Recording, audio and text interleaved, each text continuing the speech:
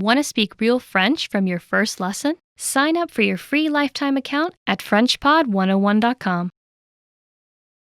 Being in planes, trains, and buses can be an uncomfortable experience for many people. Often, there are small, cramped seats, not many things to do, and sometimes the experience is even scary. Despite this, you often see people working in these environments. How do they do it? In this video, you'll learn 3 tips to help you be able to study anywhere. The first one is adjust to your environment. Most of us would probably agree that a plane or a bus is not the best place to study. These environments are usually dark and cramped, and you may have a crying baby next to you. But the point is, there's never a perfect time or place to learn. The reality is that a lot of us use transportation every day. We face environments that are typically considered unsuitable for study. Trains get crowded. You can't do much in your car. Even in your own home, you'll get distracted by the TV or Facebook or something. And some days you'll be sick. You'll be tired. You'll have dinner plans. Once you accept that there's rarely such a thing as the perfect time to study, you can start thinking about how to make the best of the environment you have at that time. For example, if you ride a train, you might stand up for a long time. It might be difficult to focus on a book.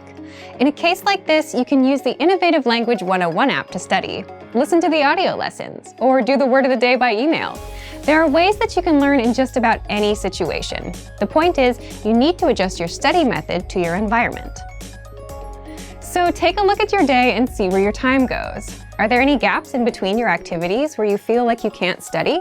And is there any way you can adjust? 2. Take advantage of your limited time. We've surveyed tons of learners over the years, and every year we find that the #1 reason most people don't learn a language is they say they have no time.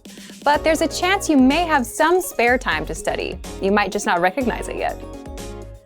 Let's say you commute for 30 minutes every day. You can ask yourself, how do I put these next 30 minutes to use? Or if you finish work at 7 p.m. and spend an hour doing nothing, you can think about what you might do in that hour that will help you work towards your goals. You don't have to use all 30 minutes of your commute or the full hour of your free time, but you can definitely fit in a short lesson or take other steps towards your goals. 3. Have an on and off mindset. When you work, it can be really helpful to have a kind of on-off switch for when it's time to work and time to rest. You can apply the same idea to your language studies. When it's time to study, you can focus solely on that. You don't spend time thinking about doing it, you just do it. It doesn't matter where you are or what kind of studying you're doing, as long as it gets done. And when you're done with a lesson, reward yourself. It can be as simple as telling yourself, "Great job." When you're finished with the time you promised yourself for studies, feel free to focus on the next thing. In this video, we covered a few tips to help you study no matter where you are or how much time you have. It's all about having the right mindset. And for even more ways to study, check out our complete language learning program. Sign up for your free lifetime account by clicking on the link in the description. Get tons of resources to have you speaking in your target language. And if you enjoyed these tips, hit the like button, share the video with anyone who's trying to learn a new language, and subscribe to our channel. We release new videos every week. I'll see you next time. Bye! Want to speed up your language learning? Take your very first lesson with us. You'll start speaking in minutes and master real conversations. Sign up for your free lifetime account. Just click the link in the description.